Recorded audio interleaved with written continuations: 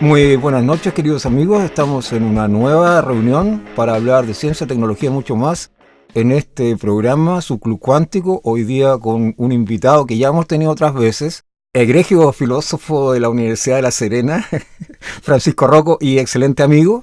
Está pagando una deuda hoy día y vamos a conversar de un tema muy atingente, muy de actualidad, que es esta especie de asesinato o intento de asesinato de la filosofía, de la enseñanza media, no solo de la filosofía, sino de otras ramas del conocimiento. Hola Francisco, ¿cómo estás?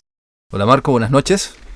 Francisco, Hubiese preferido pagar la deuda en un bar, pero bueno, ya que no hay alternativa, lo haremos aquí en tu pero programa de la radio. habrá oportunidad, Francisco, para hacer el pago. Francisco, mira, la idea, como te conversaba antes del programa, es hablar un poco acerca de esta especie de enfermedad que existe hoy día en nuestro país específicamente, que tiene que ver con este cercenamiento de áreas del conocimiento de la enseñanza media y la enseñanza básica o primaria, como se llamaba antes. Y principalmente en el área de filosofía, que a mí me parece, y tú entiendo que compartes mi opinión absolutamente, es un área absolutamente esencial para el conocimiento de los niños, de los jóvenes y de cualquier persona en realidad. Mira, la verdad Marco es que no me sorprende demasiado la actitud de las autoridades de educación respecto del juicio que tienen en torno a la filosofía. La filosofía es un saber que no ha existido desde siempre y es muy probable que no exista para siempre. Sin embargo, dada la estructura de la sociedad actual, y la desde hace ya unos cuantos siglos, requiere de un pensamiento que vaya más allá de lo meramente aparente. Entonces, para no hacer una mirada histórica, sino que tratemos de centrarnos fundamentalmente en el siglo XXI, se ha hecho una especie de cliché el hablar acerca de lo políticamente correcto. Y la verdad es que la gente que se dedica a la filosofía rara vez quiere jugar con las cartas de lo políticamente correcto. Porque es una suerte de falacia para disimular los grandes problemas que hay en cualquier lugar, especialmente en un país. Entonces, cuando se invita a un filósofo, cuando se revisan algunos textos de filosofía, cuando se conocen las actividades que realizan los buenos profesores de filosofía en la educación media, tienden a generar preocupación a veces en las autoridades porque hay una mirada crítica respecto del sistema. El sistema quiere cambios, pero quiere los cambios que él quiere. Cuando el cambio va algo más allá, ya incomoda muchísimo. Hace algunos años se instaló como una suerte de eslogan, uno que decía, la educación por el cambio. Pero la verdad es que ese cambio era siempre más de lo mismo. Si tú ibas a hacer un cambio de cierta radicalidad, ya era puesto en tela de juicio. Entonces, dadas esas circunstancias, no es extraño, digamos, que se la quiera erradicar de la enseñanza media. Sobre todo en un mundo en que nosotros creemos que somos más libres que en otro, pero la verdad es que hoy vivimos bajo el imperativo de lo económico. Los poderes económicos se han hecho cargo del mundo y ellos no quieren que haya nada más allá que ponga en riesgo la situación privilegiada de la que gozan. Así como en siglos pasados hubo ideologías religiosas, políticas que dominaron el mundo, hoy hay una práctica económica que también es ideología. Que también es ideología, claro, que se ha tomado los poderes. Y si tú revisas, por ejemplo, los premios que los colegios tienen en sus desempeños, están otorgados en términos económicos. Por lo tanto, cualquier disciplina que no vaya en la vía de lo que las autoridades y el sistema quiere, no le sirve, no le sirve. Llevemos una asignatura muy, muy distinta en apariencia de filosofía, que es educación física. Hace algunos años atrás redujeron al mínimo las horas de educación física. Y para nadie es un misterio el beneficio que origina el cuerpo. Y hoy estamos con un problema de obesidad entre los jóvenes, entre los niños, entre los adultos, que es francamente preocupante. Lo que gasta el país en intentar curar a esos enfermos obesos se podría en gran medida superar con una práctica cotidiana de educación física, que se transformara finalmente en un hábito. Pero uno entra en la sospecha, y aquí vienen las palabras poco correctas en términos políticos de los que trabajamos en esta actividad, y uno podría pensar que, no obstante que la gente se enferme, puede ser parte de un negocio, tanto de los médicos, de la farmacia. Es extraño, por ejemplo, que haya casi en cada esquina una farmacia. Así es. Entonces, si no hay enfermo, el negocio se les derrumba, se les destruye. Por lo tanto, si nosotros encontramos una solución que vaya en vista de la salud de la gente, de una salud física y de una salud mental, matas un negocio. Y como vivimos bajo la ideología de lo económico, esa actividad ¿Pero se tú vuelve crees que peligrosa. esa es una postura premeditada o sencillamente ya está entronizada, está metida en la mente y es una especie de, no sé, sino inevitable? Mira, esa es una muy buena pregunta, porque en realidad uno podría llegar hasta qué punto llega la perversión humana que se ideara un sistema con ese fin. Pero, mira, yo no tengo la certeza, te digo honestamente, pero yo tengo la sospecha de que a muchos humanos les interesan poco o nada sus prójimos. Para muchos humanos, sus prójimos son objetos, son instrumentos, son mano de obra, son cerebro de obra. Producto del mercado también. Producto del mercado, pero le van negando la condición humana. Entonces, si para ellos ese humano es un instrumento, perfectamente pueden considerarlo también un instrumento para sus propios fines. Y si sus fines son económicos, les sirven. Seguimos conversando de filosofía con Francisco Rocco. Francisco, yo tengo la noción, y en realidad es así, no una noción, que a fines del siglo XIX, principios del XX, hasta el primer cuarto, e incluso mucho más, por ejemplo, la relación entre la ciencia, la gente no lo sabe, pero cree que, por ejemplo, los creadores de la mecánica cuántica, el mismo Einstein, no tenían ninguna inquietud filosófica, lo cual es absolutamente falso. De hecho, ellos tienen escritos que no tienen que ver específicamente con ciencia, en donde manifiestan sus posiciones ideológicas, filosóficas, etc., y tienen discusiones ardorosas entre ellos mismos. Y fue quizás uno de los periodos más ricos en la historia de creación científica. Entonces, cuesta entender, y esto es lo mismo que dicen los científicos hoy día respecto a estas políticas de educación, que se apliquen en el caso de los jóvenes, cuando uno sabe que el espíritu crítico y que parte de lo que uno desarrolla como ciencia tiene que ver con preguntas primigenias que uno se hace respecto del mundo, cómo existe. Después se tecnifica, pues, que durante un periodo aborde las cosas desde el punto de vista técnico, pero inevitablemente finalmente vuelve a las preguntas iniciales que tenía cuando niño, cuando joven, y trata de responderles ya con más conocimiento. Entonces, cuesta pensar que si se quiere crear una sociedad científica o tecnológica, yo creo que no es eso lo que quieren crear, apliquen este tipo de medidas. Las hallo descabelladas, si tú quieres. Salvo que la aplicación sea lo que tú me dices, que en el fondo lo que quiero son robots, ¿no es cierto?, que actúen de una determinada manera y no piensen. Mira, esperemos que yo esté en un profundo error, y la verdad es que debiera desdecirme de mis palabras. Yo quizás sería el más feliz si ello aconteciera. Pero respecto de lo que tú me comentas, mira, yo también lo encuentro muy extraño, porque en la actualidad se han derrumbado casi todos los grandes relatos que hubo en la modernidad. Por ejemplo, los grandes relatos políticos han desaparecido de escena. Los grandes relatos religiosos también han desaparecido. En general han desaparecido las ideologías. Por lo tanto, pareciera ser que es una tarea del propio ser humano tratar de descubrir cuál es el sentido de su vida. Entonces, un instrumento, un medio o algo que colabore con ese fin es la ciencia y la filosofía, porque son procedimientos, son metodologías, son saberes que estimulan las habilidades cognitivas de la persona, y no solo cognitivas, sino que también emocionales, de todo ámbito.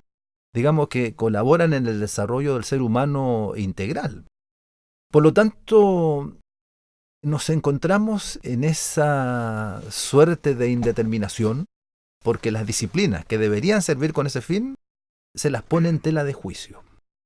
Entonces, una vez más, aparece una suerte de medida a contracorriente de lo que uno supone que los estudiantes necesitan y lo que las autoridades o el sistema van proponiendo. Pero si usted fija en Europa, por ejemplo, existen centros específicos. Yo te comentaba el viaje que hicimos al LSE en Londres, que son universidades connotadísimas que están dedicadas exclusivamente a cuestiones filosóficas. Entonces sorprende que en este país tan chico, en donde tenemos tan poco acceso a muchas cosas, la gente cree que tenemos mucho acceso, tú sales y encuentras una cantidad de libros que no vas a ver jamás acá. Ahora no es porque estén prohibidos, sino que sencillamente no los traen.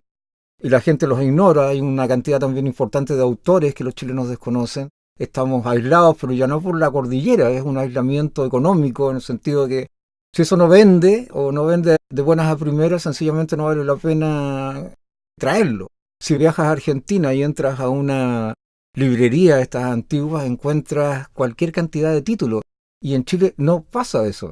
Entonces, el problema es nuestro. Nosotros hemos sido más papistas que el Papa, si uno quiere decirlo de alguna manera, en acoger este modelo económico en el cual estamos sumergidos y ser un poco complacientes respecto del mismo, porque da la sensación, tú le preguntas a un joven respecto de la sociedad en que vive y salvo reclamar respecto a algunos puntos muy generales, me da la impresión de que no se dan cuenta que en realidad están inmersos, como tú lo dijiste, murieron ciertas ideologías pero están inmersos en otras y no lo notan. Mira, yo creo que ese fenómeno se puede mirar desde distintas perspectivas. Quizá una de ellas, y yo debo reconocerlo, la tenemos los mismos profesores de filosofía. Nosotros no hemos sido capaces de enseñar una filosofía a la altura de los tiempos. Hemos enseñado fundamentalmente historia de la filosofía, lo cual no es malo conocer los grandes aportes de los clásicos de Platón, de Aristóteles, de Descartes, de Kant, que nunca se van a poder obviar. Pero en realidad lo que necesita un joven hoy es un pensamiento que lo ayude a solucionar los problemas hoy que eran diferentes de los del pasado. Aun cuando muchas de esas teorías son clásicas, porque siguen hoy todavía colaborando en la resolución de algunos problemas. Así que reconozcamos con hidalguía que los profesores de filosofía tenemos mucha responsabilidad en la situación que la filosofía está viviendo. Ahora, por otro lado, esta inserción del liberalismo económico en el país, yo soy bastante viejo ya, se introdujo durante la dictadura. Así que fue una intromisión violenta en la que no había alternativa. Y no solo violenta en la forma como se trajo, sino también en el carácter extremo y a ultranza, que incluso fue más allá que los mismos países liberales. O sea, del liberalismo, digamos, en el que surgió. Y eso los gobiernos posteriores, en alguna medida, han continuado en la misma senda. Yo creo que si 20 años después o más seguimos con el mismo sistema, es porque los políticos, aún en oposición a la dictadura, han terminado avalando muchos de los supuestos que la dictadura les brindó. Y yo creo que descubren que hay también cierta conveniencia hacia ello. O sea, yo creo que el que llega al poder descubre que hay algunas leyes que lo favorecen. Entonces, mientras está en el poder, no las cambia, porque le permiten gozar de un estatus que de otra manera se le haría peligroso. Muy complicado. Francisco, vamos a... Sí, dime. Sí, una última cosita antes de la pausa. Nosotros vemos fácilmente la paja en el ojo ajeno, y pensamos en nuestros vecinos peruanos como presidentes corruptos, pero uno también podría entrar en la sospecha que allá las instituciones funcionan y que si ellos hicieron fraude o cometieron alguna falta, se llevó hasta las últimas consecuencias. En cambio aquí sabemos, digamos, la situación de muchos políticos y entiendo que han hecho expiar de chivo expiatorio a algunos, pero la mayoría de los culpables no está. Gozan de libertad, se han coludido en los negocios y terminan dirigiendo equipos deportivos que se supone promueven los valores sanos del país. O sacan una ley que los favorece. Digamos. Entonces, claro, es como dice un humorista, la cosa es sospechosa. Es sospechoso. Seguimos conversando con Francisco Rocco. Francisco, en este escenario en el cual nos encontramos y que ya hemos discutido, quisiera que me dieras tu opinión respecto de cuál es el papel que debiesen jugar las universidades del Estado en la corrección de este problema, y si es que realmente las universidades del Estado pueden intervenir en esa solución. En tu opinión. Sí, mira, yo soy un gran defensor de la educación pública y yo creo que las universidades del Estado tienen una gran tarea. Creo que todavía son un pequeño espacio de libertad de pensamiento. Hay algunas instituciones de educación que son algo así como misionales. Vale decir, quiéralo o no, trabajan en virtud de una ideología. Por lo tanto, ahí no se puede comentar cualquier idea que vaya en contra de lo que ellos sustentan, de lo que ellos proponen. En cambio, las universidades del Estado, en mi condición de profesor de filosofía, hasta ahora no he tenido inconvenientes. Espero que después de esta entrevista no lo tenga. No sé. Pero hasta ahora hemos conversado en las clases. Te quiero decir que yo soy el entrevistador, ¿no? No tengo responsabilidad alguna. Hemos conversado con las clases en absoluta libertad, absoluta libertad. Entonces yo creo que ese es un espacio que nosotros debemos cuidar, que nosotros debemos defender. Y no es el espacio de Francisco Rocco o de Marco Corgini, sino que es el espacio de una institución de libre pensamiento y que deben recoger todas las miradas. Por lo tanto, aquí no se le cuestiona a los estudiantes por tener una creencia, por pertenecer a un partido político, por ser de una etnia determinada. Para nosotros los estudiantes son exactamente iguales. Y yo creo que eso hay que ponerlo en valor y hay que intentar defender la educación pública. Sin embargo, tengo un temor, y lo confieso aquí públicamente, y es que con estas denominadas acreditaciones, es una suerte de zapato chino en que se está metiendo a la educación pública.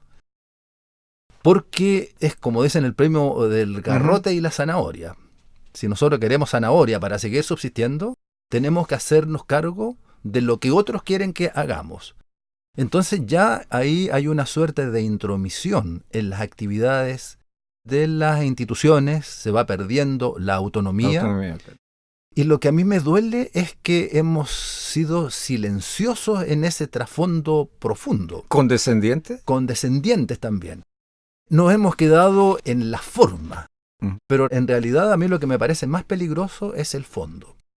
Yo creo que si algunos tienen una comprensión del fenómeno educacional un tanto tecnocrático, no es la única comprensión del fenómeno. O sea, la educación creo yo que es algo mucho más amplio. Y aquí podríamos recoger mucho de los aspectos de esa vieja paideia griega en la cual se postula la creación de un humano integral. ¿Recuerdas tú que ya los griegos y romanos hablaban de la idea del mens sana in corpore sano? Es decir, la educación de un sujeto integral. Y eso es lo que hoy estas acreditaciones van poniendo en tela de juicio. Es decir, de hecho, el conocimiento hoy día está más fragmentado que antes. Lo que interesa es que la gente sepa una cosa específica en lugar de tener un conocimiento general del mundo, o por lo menos hacerse una idea de lo que es, obtener una perspectiva respecto a la realidad. Mira, a fines de los años 30, en 1928, 1927, por ahí, Ortega y Gasset escribió un libro que se llama La rebelión de las masas. Y ahí hablaba ya él de la barbarie del especialismo. Porque si bien es cierto, el especialismo tiene un gran plus que te permite avanzar en una dirección y avanzar mucho, tiene el gran inconveniente de que desconoces todo lo demás. Y esa porción de universo que tú conoces no es todo el universo. Y el peligro es que a esa porción del universo se le da el carácter del universo entero. Y eso es lo peligroso. Y eso es lo que ha pasado con lo económico. El valor económico se ha transformado en el valor, como que fuera lo único. Y hoy se habla, por ejemplo, del humano como aquel emprendedor. Si tú te fijas si tú te fijas en la palabra emprendedor, es mirado solo por lo que emprende. No por lo que disfruta, no por lo que entiende, no por lo que vive, sino que es su capacidad para entrar en las reglas de mercado y generar negocio. Entonces, cuando llamamos al humano emprendedor, ya hay que darse cuenta del sesgo que la palabra significa. porque las palabras visibilizan o invisibilizan realidad. Ujú. Entonces, ¿qué hace el profesor de filosofía? Hagamos un juego filológico, hagamos un juego de palabras, veamos cuál es el sentido, veamos qué significa, y ahí la realidad se te va iluminando desde perspectivas que antes no habías sospechado. Y eso, te vuelvo a repetir, en algunas ocasiones es peligroso. ¿Y por qué el mundo académico ha sido tan condescendiente en aceptar esta situación, Francisco? Porque fíjate que yo escuché a un colega en algún momento decir, no, es que el problema es que para allá va la micro. Como si tú no pudieras tomar el volante de la micro y tratar de darle una dirección específica. O otra persona me comentó, la idea era tomar ciertas acciones de algún tipo, entonces dijo, no, porque si tú votas, la mayoría de la gente no va a querer. Es que el problema no es ese, o sea, esto no es una cuestión de estadística, así lo entiendo yo por lo menos. O sea, incluso yo prefiero una ideología que finalmente puede ser hasta un instrumento de acción que ninguna cosa, es decir, vayamos hacia donde nos tira el viento. Mira, yo entiendo cuando alguien dice que para allá va la micro. Lo que a mí me preocupa en términos personales es que todas las micros vayan en la misma dirección. Y además que todas las personas estén obligadas a subirse a una misma micro. Claro, porque yo perfectamente no quiero ir a Coquimbo, sino que yo quiero ir a La Higuera. Entonces, si yo quiero ir a La Higuera, ¿por qué debo ir a Coquimbo? O si quiero permanecer en La Serena, ¿por qué debo subirme a una de esas micros? ¿Te fijas? Esa libertad en riesgo, esa libertad que nosotros cuando miramos al pasado decimos, pobre gente que vivió en medio de las ideologías y de la Inquisición y que no había libre pensamiento. Estamos en lo mismo. Estamos exactamente en lo mismo. Y lo peor es que antiguamente las cadenas eran visibles. El esclavo arrastraba cadenas. Ahora no te das cuenta. Ahora la seducción de la publicidad, de la propaganda, te mete las cadenas en algún lugar de la mente y uno dice, yo creo, yo quiero, y la verdad es que no es ni lo creo, que yo ni creo, quiero. ni quiero, sino que es lo que quieren que crean los demás. Sí. Afortunadamente, para despensar, y lo vuelvo a repetir, afortunadamente para despensar están los filósofos en el mundo. O sea, no solo para pensar los pensamientos como han sido pensados, sino que también para pensarlos como no lo han sido. ¿Cuál es tu mensaje, Francisco, para los jóvenes? Siempre hago la misma pregunta, pero yo creo que es importante. Yo creo que los jóvenes deben creerse su cuento. Y ojalá entre más renovadores, bien para el mundo, bien para la historia, bien para el proceso humano, porque ellos van expandiendo universo. Aun cuando eso signifique romper mucho del pasado. No es que yo quiera generar así una revolución sangrienta, no, sino que una revolución en el pensamiento, en lo humano, te vuelvo a repetir, en la libertad, para que la gente formule proyectos de vida, no digo proyectos económicos, proyectos de vida en el sentido general, y pueda llevarlos a cabo. Entonces yo creo que también es tarea de la sociedad ayudar al desarrollo de esos proyectos.